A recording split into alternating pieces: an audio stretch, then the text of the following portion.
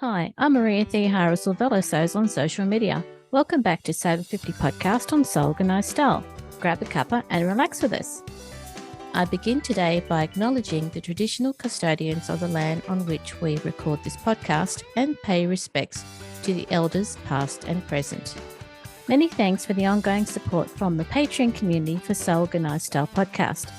Your ongoing support every month keeps me developing these podcasts so you and our listeners can hear from sewers from all walks of life. Sew Over 50 intersects with all sewing communities. We're a community that is sew over ageism. Our focus is the sewing talent each person shares on social media and providing recognition of their willingness to share their skills, whether a beginner or an experienced sewist. Ronda or Anarchy Quilter is today's Sew Over 50 podcast guest. Thank you for inviting me into your home today, Rhonda. Absolute pleasure. Australia is a large country, but Rhonda and I have met each other before in real life. Yeah, at Frocktails, and glorious event, wasn't it? Yeah, the Melbourne one's really fun. It was the first time I'd actually been. I wanted to go so many times. It was so good. And would you go again? Definitely got it penciled in. I don't know whether I'm going to take my husband, but we'll see. That was fun as well. Not that he sews, but he wore all my me-mates, so I thought that counted. It did. You both looked smashing. We had so much fun. He so wanted to go because he was just so curious. What is this all about? And he has a good giggle at some of the mad things I do. I think he's a little bit proud of me too, which is nice. Oh, great. So it would have answered some of the questions in his mind about what you do. What was his feedback to you after the night? He said that some of the women were really supportive, particularly some of the younger women seemed to be really thrilled that men were game to go as well. But he thought that some of the older women were definitely giving him the message that men were not allowed. Wow. Yeah. And him and Stan, who's my friend Sandra's husband, because we decided to do it together, me and Sandra. And we're like, we should take the boys because they'll both love this because they like a bit of attention, to be fair. And they're both pretty chatty. Yeah. So they just had a ball, but that was their feedback as well. Oh. But there are a few guys that actually are sewers, so we should welcome them. I agree. Anybody who sews is welcome. Yeah. So, Pete and I have been married for 30 years, so he's been putting up my sewing and all that time, my obsession, passion, whatever you call it. But, he knows it's a big part of my life, so he likes to join in sometimes. So that gets us to our first question about how you apply sewing in your life. It is a bit of therapy. It's a bit of relaxation. So I've had a busy day. I set things up, just little jobs that I can do so that when I come home a bit tired and just need to relax and do something, I'll just do that thing. So there's no prep time. Today I just had my quilting machine. I'm halfway through a wearable art quilted coat that is due to go into, hopefully it'll get accepted for the exhibition I'm making it for. That was on my quilting frame, and I got on my quilting machine and did a bit of free motion quilting and just loved it. It was so good because I've got a stain and a proper long arm. Your exhibit that you just dropped a hint about, what's that going to be about and when? Well, it is Australasian Quilt Convention, and that's the start of it. This one's going to go into what they're calling the Australian Quilt Show, and there's lots of categories. And it's only started last year, and I did enter and get a piece in last year, but it was a quilt. So this is going into the recycle reuse category. So you're allowed to recycle a quilt and make it into wearable art. And I was just so excited when I worked this out because I thought, beautiful, two things. And I immediately went and found a quilt that I'd made 7 years ago that's been languishing in the cupboard, and I dyed it. And one of those Dylon machine washable dyes, it did fluff everywhere, got holes in it. I don't know how that happened. Anyway, it looks more recycled. And it's beautiful because it's sort of, there's some pattern fabrics, but the different colours of fabrics kind of take the dye onto different degrees. You get a really interesting effect. And then on the back, I am appliquing and doing a bit of couching, and it's sort of about cockatoos and flowers, and it's got massive pockets, this coat. The patchwork is going to be on the pockets on the outside, and it's fully reversible. So I'm so excited about it. Good. I will finish it, and I have entered in the proper art quilt challenge one. I've already finished and put a quilt in for In Full Bloom is the challenge this year, and my one is Roses Have Thorns. People might have seen on the internet on my Instagram account. in amongst all my various dressmaking things. Like lately, we've had a couple of family weddings. So that means new dresses and shirts for my husband and ties. So I made my daughter and I new dresses. And I've made a bag to match. Oh, We just had a fabulous time. So it's all good fun. Like, oh, she was really pleased with her. She's fussy and, she's gorgeous, and the quilt's her portrait too. You can be obsessed with your daughter and just think they're wonderful, can't you? of course you can. So I made her this backless little dress because I thought it was so cool. Covers up all the neckline and just that back view. And she was so excited because she's like, you will see some of my rib tattoo, Mum. I'm like, okay. I didn't know you had one, Dal, but Obviously, sewing is a lifelong obsession of yours. So when did you start sewing? well, very early on, I think even before I was 10, I was sewing clothes for Barbie dolls. I moved on to sewing clothes for me basically when I went to secondary school. So I was quite young when I went to secondary school. I was 11, and just like the apron we had to make for home ec class. We had a little check, and I had a cow embroidered on the front because I'm from a farm. We had cows. And my name, that was excellent. And then I made a shirt, short sleeve shirt in year 8. And that was, nobody was making shirts, but the teacher said I could make whatever I wanted. And I wanted to make a shirt. And she was so thrilled, I think, Mrs. Smith. I still remember her. I don't know whether I did much garment construction after that because I did maths and science and fairly serious subjects in senior school. And then I just kept sewing. Like, I'm a chemical engineer. We had to do like work experience over summer. I did work experience in Burnie, Tasmania. I went over there and we all stayed in residence. Us engineers were sharing with the foresters. They were working on the forestry plantations. We worked at the paper mill. When I came back to see my family for Christmas, I'm like, Mum, I need to take the sewing machine. And she's like, Rhonda, really, you can't? I said, I've got spare time. I can't come home for weekends. I can't go anywhere, really. There's nowhere to go.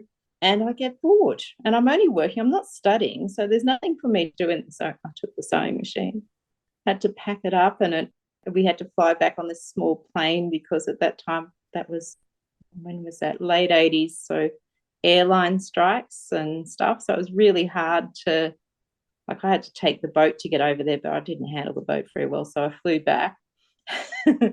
And I didn't have it at uni, but every time I came home, I just sewed on Mum's sewing machine. She got upset because the Janome, she brought it brand new, and I used it so much. The feet all wore all the chrome off the feet. They were just down to brass, and it had little drag lines where the fabric went through on the plate. She was a bit upset. So this is more than a lifelong hobby. This is obsession more than 101. This is huge. Yeah. So when I was on work experience in Tasmania, of course, they had great fabric shops. So I went fabric shopping with the little money that I made and made some fabulous outfits and had a great time. When I come back, and that's what I used to do when I was on break from uni, go home. So, but my mum is a really hardworking nurse. So frequently she wasn't around to witness this, and she didn't really mind as long as I was happy. Mm-hmm. And I wasn't doing anything much. I was there, and Dad was, of course, was out dealing with the animals, and he either did that or watched the cricket. So what Rhonda did was what Rhonda did. And then when I left uni, and pretty directly after that married a guy that I was in and who I'm still married to 30 odd years later. Mm-hmm. He did engineering with me, and we got married, and I got a sewing machine of my very own for a wedding present from my grandma. So I remember shopping for it in Myer when they had sewing machines for sale in Myer. That's a long time ago, isn't it? Yeah. And I sewed with that when I had kids fairly shortly after. So my daughter's almost 30. I sewed everything for them. My sons, there's only 17 months between them. They had matching outfits, like little fleecy numbers. She'd have a dress with all teddy bears over it, and he'd had a little pair of pants. And I can remember sewing because, it's pretty chaos having kids. And I do tell people that, yes, I did have one of those big wooden playpens. it was big enough that I worked out I could put me and the sewing machine and the little desk I used to use in the playpen, because otherwise the kids would come up and play with the presser foot and interrupt my sewing. So I just used to sit in the playpen and they'd be sort of milling around doing what they were doing, creating chaos as kids do, or sitting down and watching the telly or playing with their toys or whatever, and I was protected. So people are like, I can't believe you did that. I can't believe that you could sew and have, but yes, you can. Well, you were keeping them safe so that they weren't going to get harmed by the sewing machine and all the things that you use. And they used to love it. You know how kids like to post things? So they used to come up between the rails and just post things to me. And that was great. I could do that. So I can talk and sew at the same time, totally. I do that frequently. I have whole conversations with my daughter with, you know, the phone on speaker and me sewing. And even my mum gets a bit grumpy sometimes. She's like, Ron, are you sewing again? I'm like, yes, Mum, you know, I'm always sewing. And I can't just have a conversation because that's, you know, stopping my progress.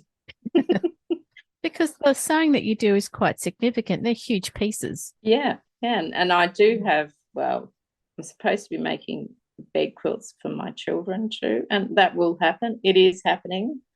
But I get bored. So, and then like lately, everyone's asked me to sew stuff for them. I don't think I know how to say no. So I just made a dress for one of my friends, and I'm in the halfway through making a little shirt for my sister-in-law, who I love to make things for, because she's just sweetest person, and she just looks good. She loves frills, so I love that she loves that. So it's just fun. But I do make a bit of nutty stuff, and my daughter, of course, I make lots of stuff for her. It's good that you've got more than just yourself to sew for. And so you can do those other techniques or looks that you wouldn't want to wear, but it's nice to have it on other people. That's right. And I don't have a list and order for things, but I have things that I know I'm going to do, but I don't know when I'm going to do them. So I just sort of have that moment, you know, when I've finished a project and I'm looking for something new, where I go, well, what do I feel like making out of that? Sometimes it's something new that's just come up that just has to happen. So I'm not reliable for scheduling. Let's just say it's part of the fun of dealing with my sewing is you just never know what's going to happen. So your online name, how did you develop it? Anarchy Quilter. Anarchy Quilter, that's right. Yeah. So it started, well, just before I moved to Anarchy, and we brought in, I thought, Anarchy Quilter, that is so fun, because, you know, you have to put your email on all the backs of your quilts or whatever you're entering. So initially it was anarchyquilter@gmail.com.